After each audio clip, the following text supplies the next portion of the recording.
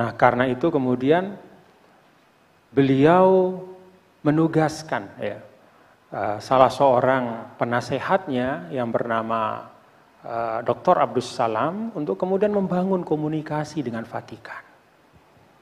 Lalu antara Dr. Abdus Salam dengan sekretaris pribadi Paus itu kemudian berbicara, mencoba untuk menerjemahkan pikiran-pikiran dari para mahaguru ini. Antara Grenche dengan Paus Fransiskus. Ternyata sama komitmennya, bahwa tidak cukup kita hanya bicara tentang toleransi, saling menghormati, saling menghargai untuk membangun dunia yang baik. Tapi kita harus beralih kepada bekerja sama secara aktif.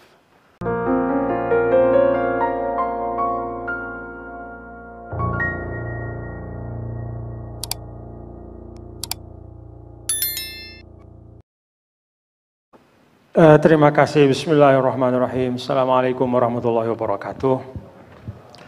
Alhamdulillah, wassalatu wassalamu ala rasulillah. Selamat siang dan salam sejahtera untuk kita semua. Bapak Kardinal yang saya hormati dan para pimpinan yayasan, universitas, para pimpinan organisasi keagamaan, majelis agama, dan yang bersama saya di atas panggung ini, para tokoh, ada Bante, ada Kiai Ulil, ada Romo, dan ada moderator yang semuanya saya hormati. Pertama tentu terima kasih sebagai anggota Komite Eksekutif Majelis Hukama Al-Muslimin, Muslim Council of Elders. Saya menyampaikan terima kasih dan apresiasi kepada khususnya Yayasan Atmajaya dan Universitas Atmajaya yang berkenan pada hari ini memfasilitasi dan membuka auditorium atau ruang ini untuk kita bersama melaksanakan kegiatan yang terkait dengan mengimplementasikan dokumen Abu Dhabi. Dokumen Abu Dhabi ini menurut saya yang pertama adalah pernyataan yang tegas bahwa kita harus beranjak dari toleransi menuju kerjasama. Jadi dokumen Abu Dhabi ini kalau dari sisi misalnya Al-Azhar sebagai satu dari dua inisiator bersama dengan Vatikan, lahir dari katakanlah keresahan dari Grand Sheikh, pemimpin tertinggi Al-Azhar, terhadap yang beliau lihat sebagai fakta dalam hubungan antar umat beragama. Lanskapnya memang tentu karena beliau di Mesir, lanskapnya adalah hubungan antara Muslim dan Koptik utamanya yang ada di Mesir. Apa keresahan yang ada pada diri beliau? Keresahan itu intinya adalah orang beramai-ramai bicara tentang toleransi, saling menghargai. Jadi ketika bicara toleransi itu ternyata tanpa sadar yang terjadi adalah masing-masing pihak membanggakan khazanahnya tentang toleransi. Masing-masing pihak menganggap bahwa dirinya lah dan ajarannya yang paling toleran. Maka ketika bicara toleransi, yang muslimnya segera membuka Al-Quran, membaca hadis, lalu mengungkapkan, wah di ayat-ayat Al-Quran ada sekian banyak perintah untuk menghormati orang yang beda. Mungkin di agama lain juga seperti itu.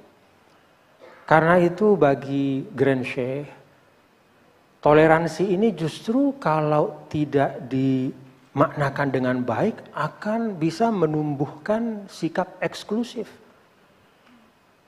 Ya kita diem aja di rumah kita, ya tetangga kita beda dengan kita.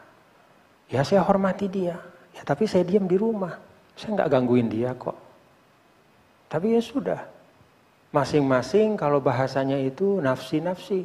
Masing-masing memikirkan dirinya dan kelompoknya. Enggak ganggu, tapi juga tidak membuka diri. Karena itu bagi Grand Sheikh, toleransi itu tidak cukup. Menghormati orang yang berbeda sebagai satu sikap, suatu keyakinan, itu tidak cukup. untuk membangun dunia yang baik. Untuk membangun peradaban yang membawa maslahat untuk manusia. Nah, karena itu kemudian beliau menugaskan salah seorang penasehatnya yang bernama Dr. Abdus Salam untuk kemudian membangun komunikasi dengan Vatikan. Lalu antara Dr. Abdus Salam dengan sekretaris pribadi Paus itu kemudian berbicara, mencoba untuk menerjemahkan pikiran-pikiran dari para mahaguru ini. Antara Grenche dengan Paus Fransiskus. Ternyata sama komitmennya, bahwa tidak cukup kita hanya bicara tentang toleransi, saling menghormati, saling menghargai untuk membangun dunia yang baik. Tapi kita harus beralih kepada bekerja sama secara aktif. Kalau dalam bahasa sederhananya, ibaratnya umat beragama, kita semua yang berbeda ini berada dalam satu rumah yang besar. Kita tidak cukup hanya dengan masing-masing menghormati kamar tidur saudara kita, tapi juga mari kita keluar dari kamar tidur itu ke ruang keluarga untuk membicarakan masalah-masalah bersama. Contoh realnya apa bentuknya, Tuan Guru? Ya, jadi dokumen Abu Dhabi itu sebenarnya bukan meneguhkan toleransi, tapi membangun kerjasama. Karena itu dokumen Abu Dhabi itu yang dibahas adalah bagaimana masalah-masalah konkret kemanusiaan itu kita tangani oleh semua umat beragama. Dan di situ disebut secara khusus, demikian banyaknya kaum termarginalkan di dunia ini hari ini. Anak-anak dan perempuan korban perang itu jutaan banyaknya. Apa yang agama bisa lakukan untuk itu? Apa bentuk kerjasama konkret kita? Kelompok-kelompok yang tidak mendapatkan hak asasinya atas nama apapun, itu juga masih banyak sekali. Apa yang bisa kita lakukan? Itu ada dalam dokumen Abu Dhabi. Jadi dokumen Abu Dhabi itu sesungguhnya tidak hanya pernyataan untuk saling menghormati, tapi juga ajakan untuk membangun kerjasama yang konkret, menangani masalah-masalah kemanusiaan, termasuk diantaranya tentu ada kemiskinan, dan yang menjadi concern dari beliau berdua itu adalah masalah-masalah kaum perempuan dan anak-anak yang menjadi pengungsi jutaan orang per hari ini. Kan ini ironis ya. Tadi Bante sampaikan luar biasa pencapaian teknologi kita, tapi nilai kemanusiaan kita itu defisit, hampir hilang. Nah, inilah sebenarnya yang menjadi esensi dari dokumen Abu Dhabi. Membangun kerjasama yang konkret untuk bekerja menyelesaikan masalah-masalah kemanusiaan. Nah, implementasinya untuk kita di Indonesia ya berada pada bapak-bapak dan kita semua. Jadi semua umat beragama, kita semua ya harus banyak jumpa. Ya. Dan yang jumpa itu nggak boleh hanya tokoh-tokohnya saja. Maka saya senang ini di Atmajaya, lembaga akademik, banyak anak-anak muda. Kalau para tokoh itu udah sahabat semua bapak-bapak ibu. Pak Kardinal dengan Ketua Majelis Ulama pasti udah sahabat. Bante dengan Kiai Ulil, ya. Para tokoh Pak Engku semua kita sudah bersahabat. Tapi kan ada anak-anak muda yang membentuk wajah Indonesia. Kalau kita sebagai tokoh-tokoh, katakanlah bapak-bapak sebagai tokoh, ya, lupa mengajak anak-anak muda kita untuk membangun ruang bersama untuk bekerja, menyelesaikan masalah-masalah yang ada di Indonesia. Kan kita masalah yang ada di Indonesia per hari ini ya tentu pertama masalah kemiskinan. Juga masalah kesenjangan. Masalah bagaimana menghadirkan keadilan sosial. Agama harus berperan di situ. Dan memang ya saya ingin sampaikan ini juga bagian dari mengkonfirmasi atau menegaskan apa yang Kiai Ulil dan Bante sampaikan tadi, bahwa hazanah ya, kearifan kita untuk kerja kemanusiaan tanpa dokumen Abu Dhabi ini juga sudah ada. Contoh sederhana, di NTB ketika gempa tahun 2018, hancur luluh lantak masjid-masjid, khususnya di Kabupaten Lombok Utara. Masjid-masjid itu kemudian dibangun kembali. Dan Bapak Ibu tahu siapa yang membangun masjid yang paling bagus di Lombok Utara per hari ini? Itu satu komunitas yang non-muslim, satu yayasan non-muslim. Saya sampaikan bahkan bisa dikatakan yayasan Buddha. Ya, yayasan Buddha membangun masjid di Pemenang namanya. Pemenang itu kota yang terbesar di Lombok Utara. Sekarang udah dipakai. Jadi kepedulian ya, dari umat beragama kepada ya, kelompok yang beda itu sudah ada. Nah, tinggal bagaimana agar kepedulian itu bisa lebih bisa lebih terorganisir lagi. Lebih banyaklah kelihatan kita bekerja sama, Bapak Ibu. Karena arus baliknya, arus yang kontra dengan itu juga kuat. Arus yang mengajak kita untuk diam di kamar tidur kita saja masing-masing. Arus untuk dalam bahasa bahkan menjaga agama, tapi intinya kemudian menutup ruang perjumpaan antara anak bangsa dengan anak bangsa yang berbeda. Itu juga makin kuat di bawah. Karena itu perjumpaan antar kita ya, itu harus diperbanyak. Dan kerja konkret ya, kepada masyarakat, terhadap masyarakat yang memerlukan, itu harus kita laksanakan bersama-sama. Tentu pasti ya ada kecurigaan, dan kecurigaan itu mungkin juga ada sebabnya. Misalnya ada kelompok beragama, umat beragama tertentu yang datang ke satu komunitas umat beragama yang beda. Ya, misalnya dengan satu program, mungkin ada kecurigaan. Bagaimana mengantisipasi kecurigaan itu? Ya mari kita turun bersama-sama. Jadi menurut saya, apa yang Bante sampaikan tadi, gotong royong dan kebersamaan, ya, itu merupakan hajat ya, dan sesuatu yang sangat urgen untuk kita semua.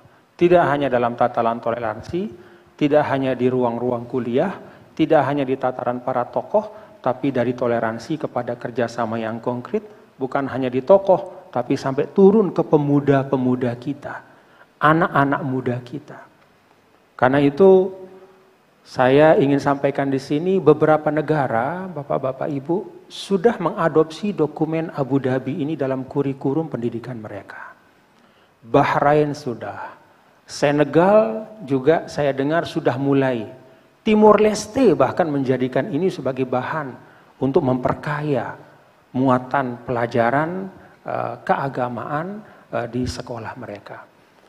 Jadi saya pikir kalau negara-negara dengan diversitas atau keragaman yang tidak setinggi kita, itu juga melihat bahwa dalam dokumen ini ada hal-hal yang bisa kemudian menjadi bagian ya, dari pendidikan, ya, menanamkan nilai-nilai koeksistensi, tidak hanya saling menghargai tapi mau bekerja sama.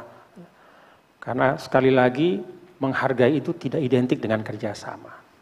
Demikian banyak yang tidak saling mengganggu tapi juga tidak mau bekerja sama untuk membangun lingkungannya. Terima kasih. Assalamualaikum warahmatullahi wabarakatuh. Waalaikumsalam warahmatullahi wabarakatuh. Tuhan, tadi memang yang paling dibutuhkan adalah kerjasama begitu kan. Tapi kerjasama itu butuh juga pendekatan. Nah, dari isu-isu yang ada yang menjadi masalah di Indonesia ini, tadi juga upaya gotong royong dan sejumlah negara itu sudah mementingkan sosialisasi dokumen Abu Dhabi terkait sikap daripada sebuah kebaikan itu dimulai dari pendidikan, apakah ini menjadi upaya yang harus penting diupayakan kepada masyarakat begitu? Jadi lewat pendidikan dulu sehingga sekolah keimanan mereka bisa lebih baik dan otomatis dari iman yang kuat berpengaruh juga terhadap kehidupannya, terhadap sikapnya dalam berinteraksi di masyarakat. Iya, menurut saya pendidikan itu batu penjuru yang paling penting ya. Nah, dokumen Abu Dhabi ini mengingatkan ya, bahwa ruang akidah dan ruang ritual ibadah ya, yang merupakan hal yang eksklusif di masing-masing ajaran dan agama, ya, ruang akidah dan ruang ritual ibadah yang merupakan bagian eksklusif dari masing-masing agama, itu biarlah menjadi hazanah masing-masing. Tapi mari kita bekerja di ruang muamalah. Apa ruang muamalah itu? Ya selain dari ruang akidah dan ruang ritual ibadah. Ruang ekonomi, sosial, berbangsa, termasuk diantaranya pendidikan. Karena itu menurut saya, dalam pandangan saya, perlu kita melihat ya secara sungguh-sungguh ya pendidikan keagamaan kita ya. Muatannya itu muatan apa yang kita berikan kepada peserta didik. Jangan-jangan kita memberikan muatan akidah yang sangat dominan. Memberikan muatan ritual ibadah yang sangat dominan. Lalu menyisihkan muatan muamalah atau interaksi antar manusia. Sehingga akhirnya ujaran-ujaran akidah dan ritual ibadah itu memenuhi ruang publik. Padahal ruang publik itu ya ruang muamalah. Sehingga segala sesuatu akhirnya diakidahkan. Beda dikit sudah saling menyesatkan dan seterusnya. Saya setuju ya, dan menurut saya ini juga penting ya untuk kita renungkan ya. Termasuk juga bukan hanya di sekolah negeri sebenarnya, ya, tetapi juga di sekolah-sekolah agama. Termasuk misalnya kalau saya berangkat dari pondok pesantren ya kita juga perlu melihat ya bobot dari materi-materi yang diberikan ya. Apakah sudah seimbang antara akidah, keyakinan, ritual ibadah dengan muamalah itu. Karena itu akan mempengaruhi cara dari peserta didik itu bagaimana dia beragama dan bersosialisasi ketika dia sudah dewasa. Terima kasih.